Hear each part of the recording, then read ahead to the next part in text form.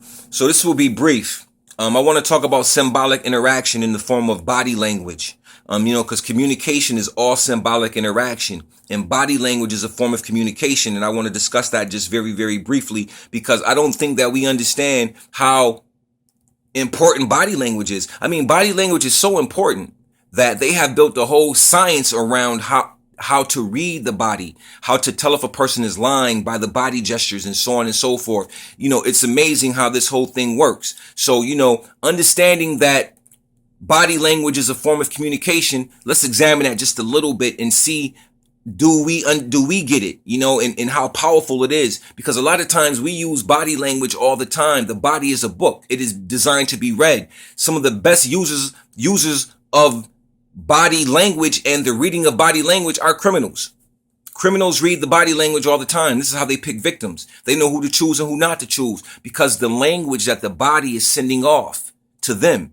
You know what I mean? You can see a person who's scared. You can see a person who has fear. You can see a person who worries and so on and so forth through the body. The body speaks. You can see a person who's insecure. He'll keep both his hands in his pocket when he's walking down the street, keep his head down, so on and so forth. You can see these things. This is all language. So this is all symbolic interaction. See, symbolism is communication too. We don't have to just talk with words. You know what I mean? The body is a symbol itself. So certain things we do is symbolic interaction. If I throw my finger up, you understand what that means. If I wink my eye or so on and so forth, you get what that means. Those are different forms of symbolic interaction. Those are different methods of the body speaking.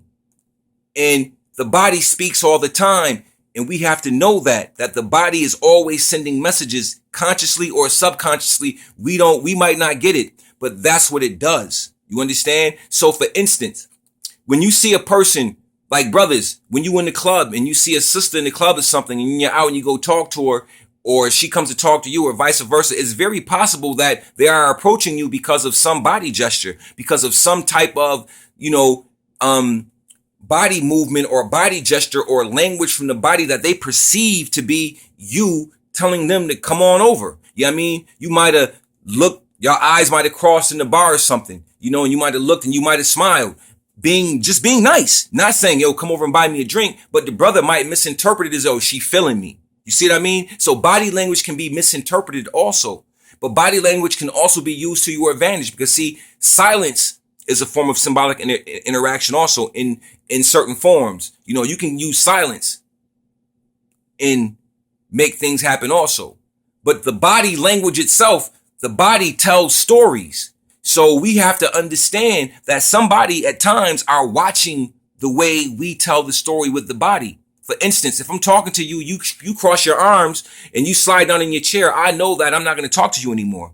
I know that I'm wasting my energy talking to you because you've cut off the conversation when you crossed your arms. You know what I'm saying? You closed the door for communication process.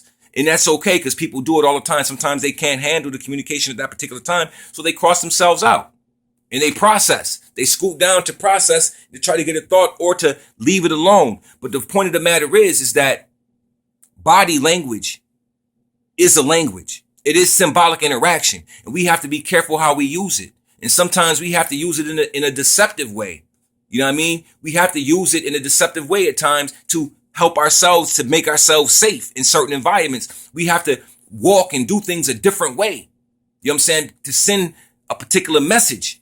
And you're not sending it with your mouth. You're sending it through the body energy and through the vibration and through the tone of the body as it's doing what it's doing in its action. When your shoulders are straight up and your head is straight up and you looking straight ahead and you walking on a straight line and your back is up and your chest is out, that's a message. Your body is speaking to a potential criminal who wants to maybe try to attack you. They might not do it because they see your confidence, even though you might not have none. But the idea is that you send the message. So body language is very important. And we must understand that there's a whole science built behind it. And we must understand that at times, the little things that we do, the gestures we make, the way we do everything, the things that we do with the body is communication. You understand? So sometimes you may get different types of reactions from other people and not notice it. And you might wonder why that person treat me like this or saying certain things that way or whatever. It might be because of the body language that you are giving them that you don't even know, that you're not even conscious of. You understand? So with that note, I just want to say all communication is symbolic.